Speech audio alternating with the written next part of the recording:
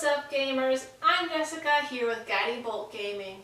Many adventurers are lured by the draw of a dragon encounter, not only for the challenging fight, but for the dragon horde that awaits plundering upon success. But what many adventurers overlook is the rich bounty that can come from the corpse of a slain dragon. There are numerous alchemists, arcanists, healers, and others who relish the ability to get their hands on dragon horns, blood, and other body parts for use in their crafts. While adding the ability for your players to harvest the body of a dragon can add another layer of intrigue or realism to any adventure, I do warn DMs that they may want to consider a few things before ramping this up to 100%. First, allowing your players to plunder corpses for their wealth of body parts can skew treasure rewards beyond what is normally expected. This is totally fine when done on purpose for special limited encounters. Otherwise, you may want to consider altering the dragon's horde to be slightly smaller to help balance out the treasure reward. The other thing DMs should consider is trying to prevent opening the floodgate to the slaughtering and dismemberment of every magical creature the party stumbles upon. By introducing the harvesting of a dragon's body to the players, they may, by association, open this lucrative operation up to all sorts of other monsters and go on a butchering rampage. This can cause the campaign to get a little gruesome.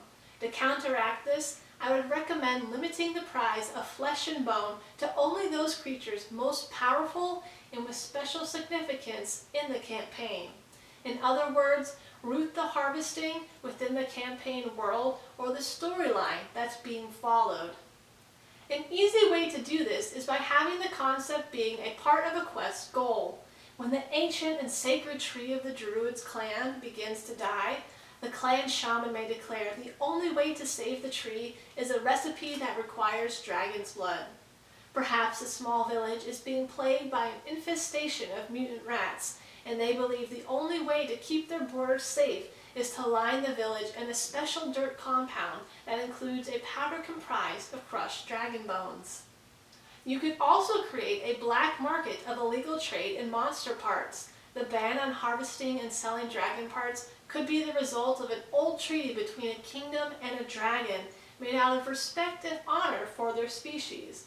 Or it could be the result of wanting to protect good dragons or to prevent a species from being hunted to extinction. With the black market in play, this sets up various ways to take the adventurer. Alchemists, enchanters, or healers might hire adventurers to do the dirty work of harvesting dragon parts. They might be forthright with what they need and why, or they might try to cover up their activity by proclaiming a nearby dragon as being a menace to the local village and terrorizing its inhabitants.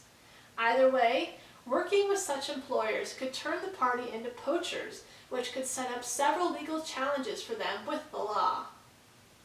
Alternatively, these unsavory employees could be the outright villains of the narrative. The king might hire the adventurers to shut down the illicit trading, or dragons may approach the adventurers in the hopes of saving their own kind from slaughter.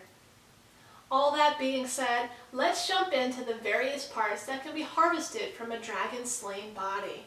Up first, and the most common item, are a dragon's scales. Dragon scales are prized by armorers and artificers for their toughness, durability, and resistance to the elemental energy the dragon used in life. Dragon scales can be harvested from the body itself, or they can be gathered from a dragon's horde. As part of their normal grooming process, dragons shed their scales. While not abundant, a very old dragon who's been guarding the same lair for centuries may have shed enough scales for a full suit of scale armor. The trick to harvesting dragon scales is that they must come from a dragon of proper age and size. The scales of a dragon wormling have not yet aged to full hardness.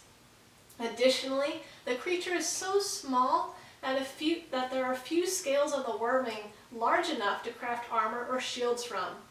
Dragon scale armor provides damage resistance to the type of elemental energy the dragon used in life. Additionally, many sets of armor are imbued with magical abilities tied to the dragon's breath weapon. For example, A purple set of armor will deal ongoing psychic damage on top of the wearer's melee attack damage. Up next is Dragon's Blood. You will have but a half-life, a cursed life from the moment the blood touches your lips. Alright, so that's unicorn blood from Harry Potter, but there are many tales and mysteries about dragon blood in D&D. The effects of a dragon's blood vary by the dragon. For instance, a green dragon's blood is very acrid and is capable of mixing with any substance it is added to. When consumed, a creature will suffer 10d10 poison damage and are poisoned until their next long rest. When a creature suffers a wound from a weapon coated in green dragon's blood, they suffer 10 poison damage and then an additional 10 each subsequent round if they fail the save. After one failed save, they suffer the poison condition. After 2 failed saves, they fall unconscious for 1 hour. Bathing in the blood of an iron dragon will grant some strength. An iron dragon's blood is gritty and will stain skin a rust red color. After applying, the creature becomes resistant to all damage for the remainder of the encounter. Likewise, it's the silver dragon blood that will grant the gift of tongues to anyone who drinks it. A silver dragon's blood is icy cold and will cause a tingling sensation in the mouth, throat, and mind. Until the next long or short rest, the drinker of the blood has advantage in all bluff, diplomacy, and intimidation checks. In addition, any creature that can hear you and understand a language can comprehend what you are saying. The next dragon bit for consideration are dragon bones. Simply wearing a dragon bone can bring good fortune or allow the wielder to channel the dragon's power. Due to their wondrous magical properties, the bones are often ground up into shavings and powders to be added to potions, elixirs, and various alchemical items. An example of a magical item made from dragon bone is the gold dragon bone ring.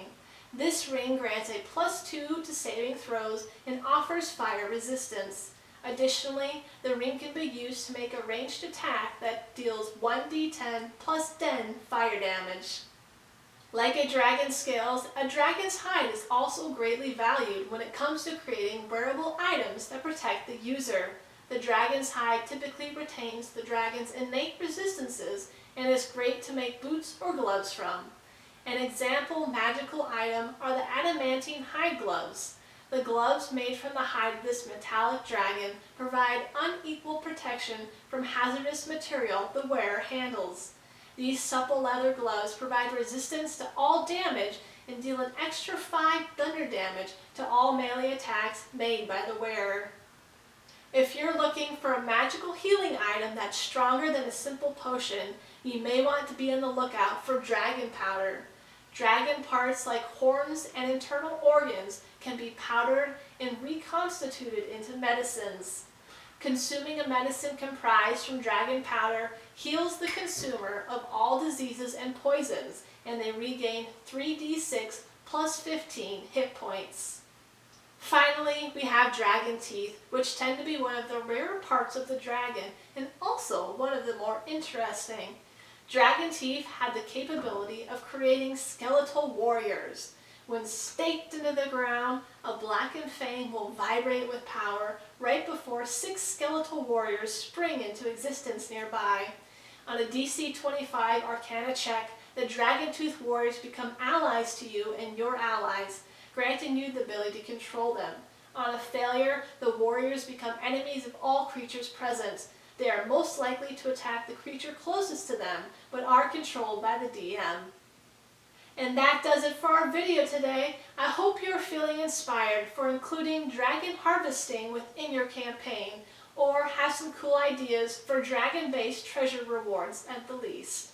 If you enjoyed this topic, let me know down below in the comments, and I can put together more monster harvesting videos. Please subscribe to our channel. We do put out new content every Saturday on tabletop gaming, including Dungeons & Dragons and Magic the Gathering. Until next time, may the dice odds be in your favor.